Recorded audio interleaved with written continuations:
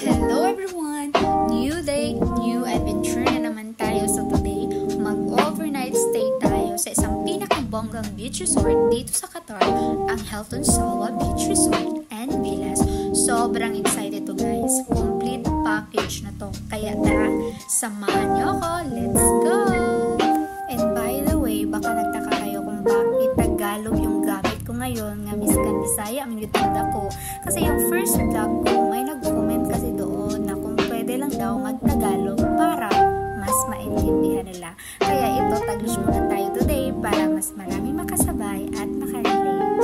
So going back, ang Hilton Salwa Beach Resort is located sa southern part ng Qatar. Medyo malayo siya, mga 2 hours drive from Doha, pero promise, sulit ang travel.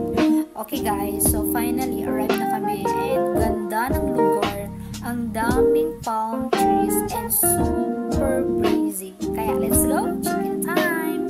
Kaya para sa mga naghahanap ng relaxation at adventure, dito mo matatagpuan ang iba't ibang amenities tulad ng Desert Falls Water and Adventure Park, Euphoria Spa at mga world-class na dining options.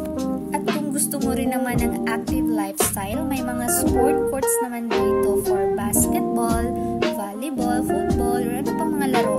Nandito na lahat guys. And as you can see, the entrance is very grand and the staff is really friendly. And the vibe is very chill. It's perfect kung gusto mo ng break from city life. So, pasok na tayo sa loob. Grabe, ang ganda. Very modern and elegant. And super welcoming din ng staff. Mabilis ang check-in process. And if gusto nyo pumunta dito guys, they give you a map of the resort, which is helpful kasi ang laki-laki talaga ng place. Meron silang mga amenities na pwedeng i-explore, kaya make sure na magtanong kayo sa reception.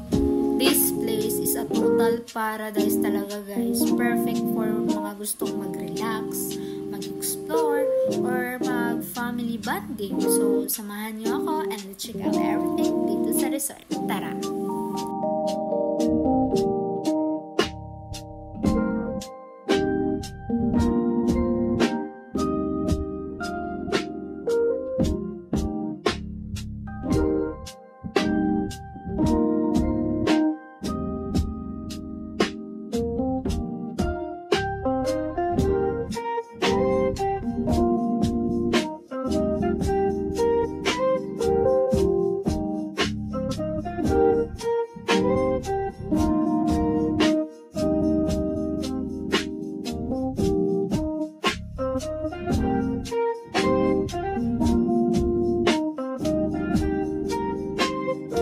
So this is our room.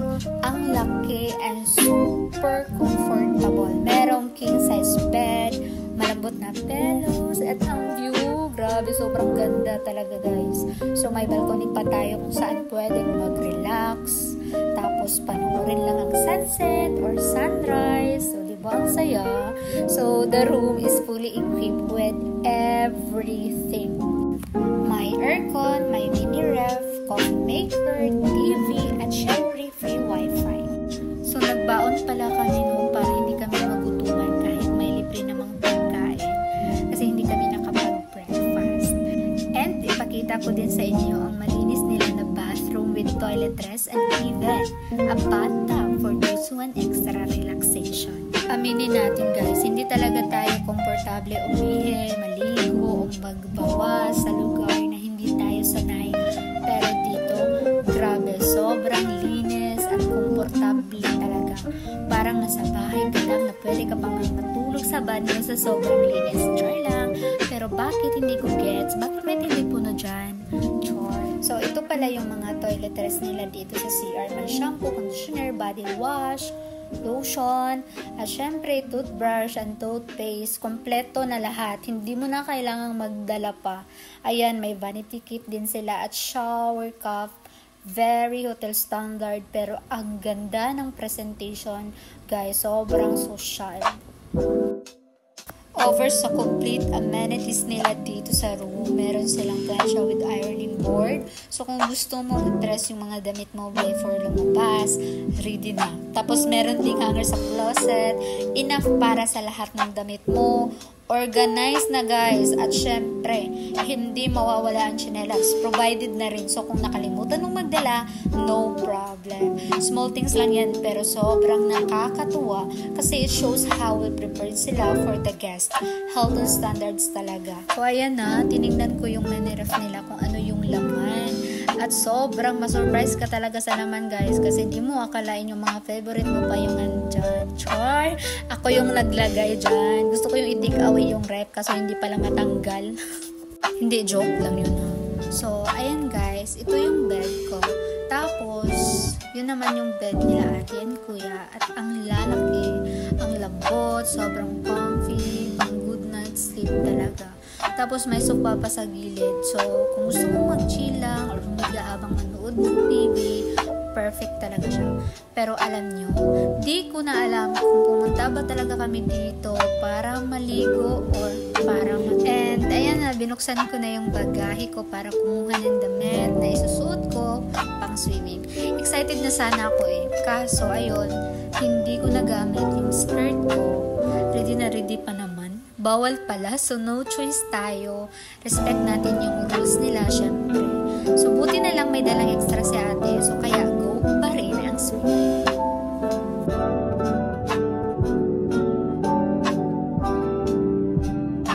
And palabas na kami ngayon, papunta na kami sa waterfalls area. Yes, may mini waterfalls sila dito sa resort. Exciting, di ba? So sasakay pa pala kami ng buggy papunta sa waterfalls area. Ang laki kasi ng resort, kaya may mga ganitong service para hindi ka mapagod maglakad. Sulit na sulit. Excited na ako kasi sabi nila, ang ganda raw ng spot na yon. May mini waterfalls, perfect for photos and chill moments. Parang nature vibes, pero nasa loob ka pa rin ng resort. Tara na, samahan niyo kami.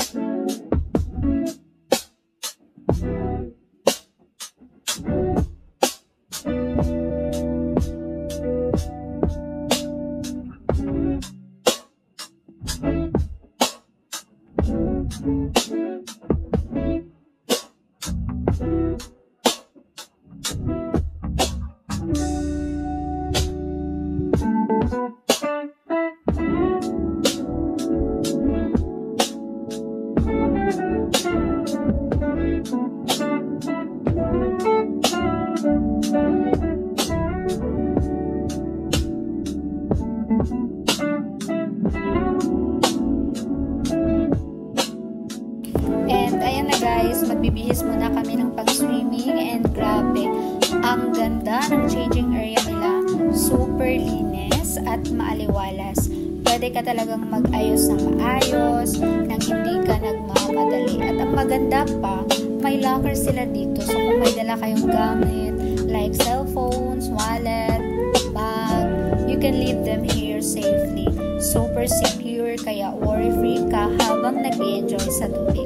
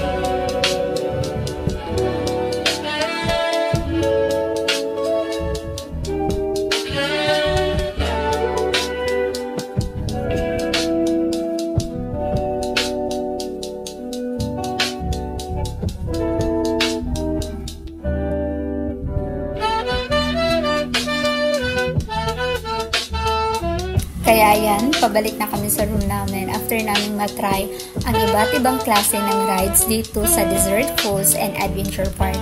Grabe, sobrang saya guys.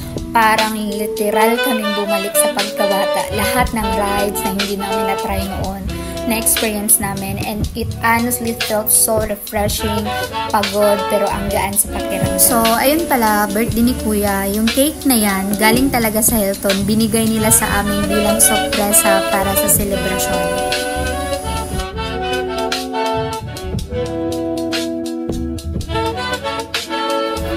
At ito naman yung likod ng room namin, diba? Sobrang ganda.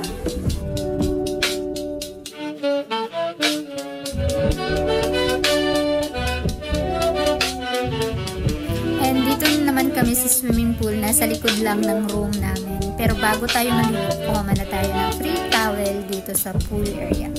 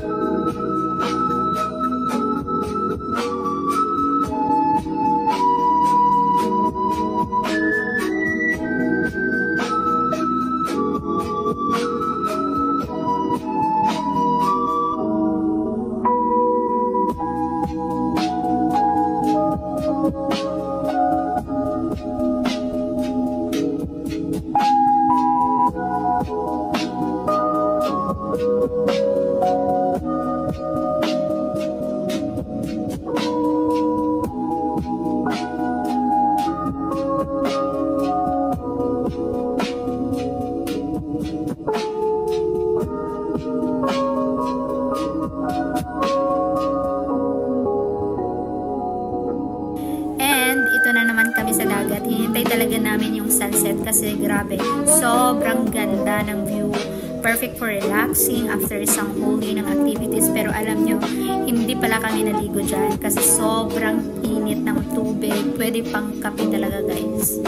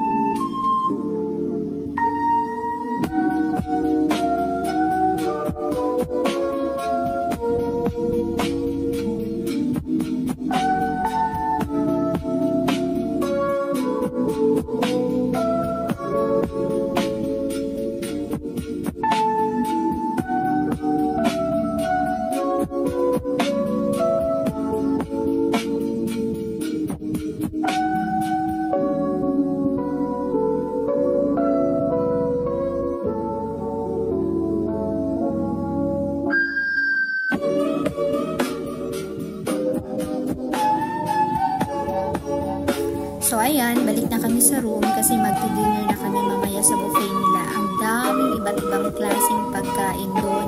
May international dishes, desserts, at kung ano-ano pa. Kaya tara, samahan niyo ako at tingnan natin yung mga iba't ibang klaseng pagkain nila dito.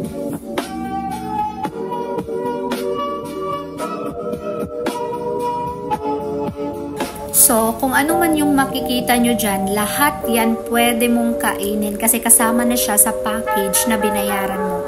As in guys, kain lang ng kain hanggat kaya mo. Sulit na sulit to, promise.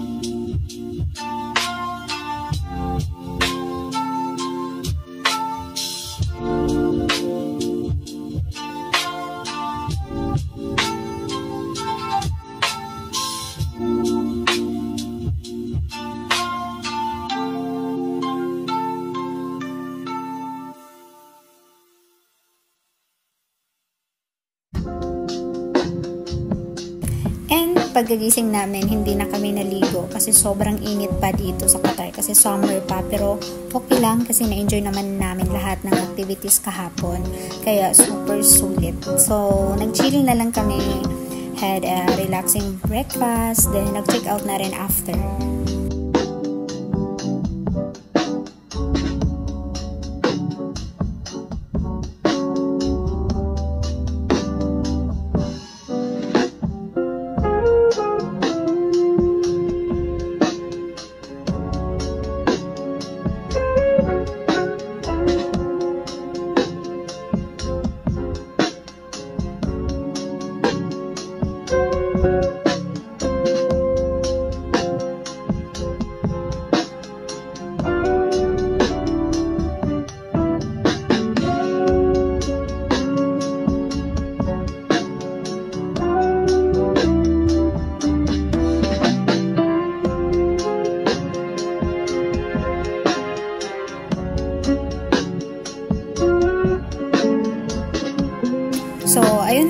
guys. Salamat po sa panonood. Sana nag-enjoy rin kayo sa kwento ng staycation namin. Ingat kayo palagi and God bless!